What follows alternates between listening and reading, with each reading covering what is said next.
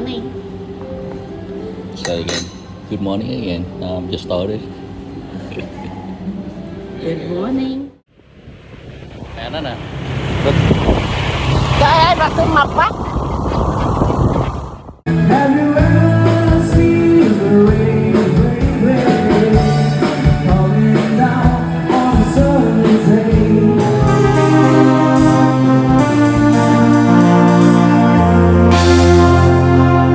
Nha Trang. The city has always been famous for its breathtaking stretches of white sand beaches and its laid-back coastal charm. This place is where I spent most of my early high school years in the early 1970s, a time when life felt slower, simpler, and somehow sweeter.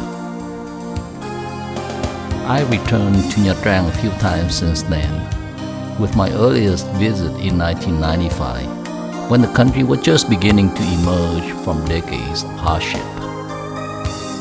The economy had only started to stir, and Nha Trang still looked much like I remembered, or perhaps even more worn down. The old church perched on the hillside appeared frozen in time, while bicycles still rolled through the streets, just as they did decades ago. The same rickety buses from the early 70s still whizzing along the roads. Makeshift transport vehicles, overloaded, lumbering, and spewing black clouds of smoke, remained a common sight. My old high school, làng looked just as I remembered. The metal gate at the entrance hadn't changed, bringing back vivid memories.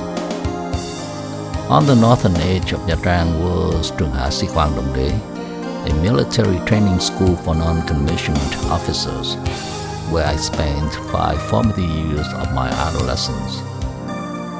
Back then, reaching Đồng from central Nha Trang meant crossing the old Hara and Sambong bridges.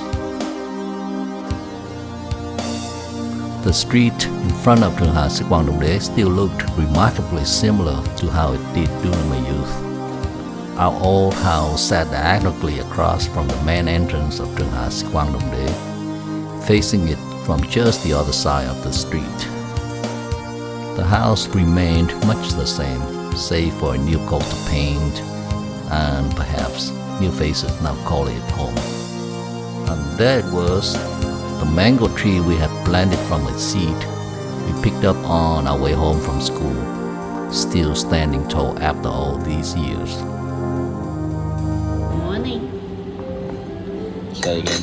Good morning again. Just started. Good morning. Alright. So what's the day gonna be like? We're going on a bike ride around the coast. That's what my husband wants to do. And hopefully I will come back in one piece. That's the promise. Okay. It better be. I want to get home. Here we go.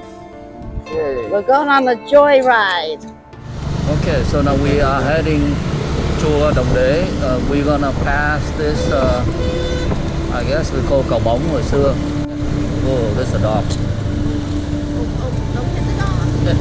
This main road we are on, Trần Phú Street, used to end right around this junction.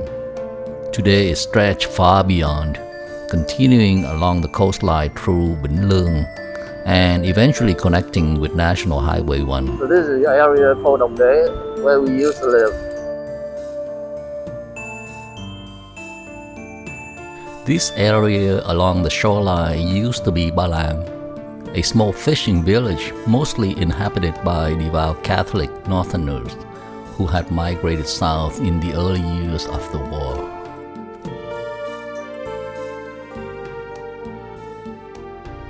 This stretch of beach, much shallower than the city's main waterfront, known for its calm, crystal clear waters, especially in the early mornings. Sadly, the beautiful sandy shoreline I remember is now gone, replaced by the paved road we are riding on today.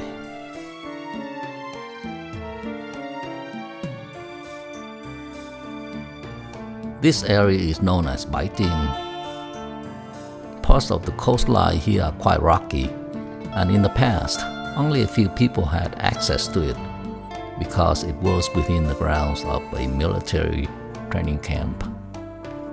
Over the decades, the area appears to have gone through multiple phases of development and demolition, and now it seems to be undergoing yet another phase of new construction. Continuing north, you will come across Vĩnh, a small coastal village. It still preserves the rustic, time-worn charm of a traditional Vietnamese fishing community. Beyond this point, the road eventually connects with National Highway 1. From here on, there isn't much in the way of sights or attractions.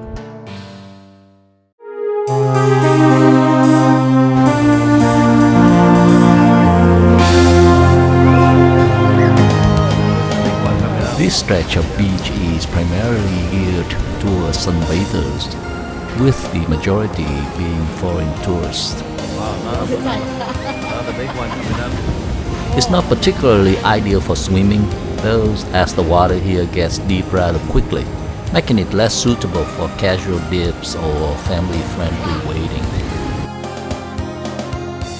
Continuing our ride along the southern coastline of Nha Trang, we eventually reach Câu Đá, a well-known departure point for boat tours to the nearby islands scattered just off the coast. These islands are perfect for day trips, offering opportunities to swim, snorkel, or simply relax in a more tranquil setting away from the bustling city. From here, you can also take a short boat ride or hop on the scenic cable car that glides over the sea to Hòn Tre Island.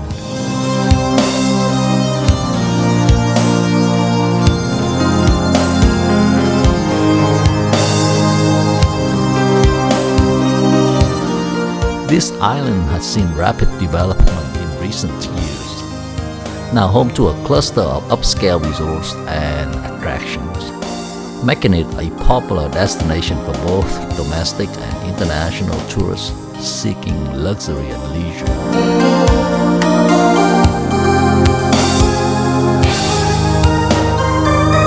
I don't remember there ever being such a vast stretch of sandy beach on this island in the past, so I can only assume that much of the sand was brought in as part of development enhancements, something that is becoming increasingly common across many coastal destinations in Vietnam. Before leaving Nha Trang, I couldn't resist making one more visit to my old high school, Làng Ninh. As expected, the entire area around the school has changed beyond recognition. So much has been built up that if it weren't for the map on my phone guiding me, I'm not sure I would have found it at all. My old school now standing in what has become a prime piece of real estate. I can't shake the feeling that its days are numbered. And so I say goodbye, not just to the old house that once stood here, but to the memories it held. With its disappearance, a part of my past had quietly faded away, taking with it the very reason I longed to return to Nha Trang. Perhaps this is my last visit, but the echoes of those days will always live on in my heart.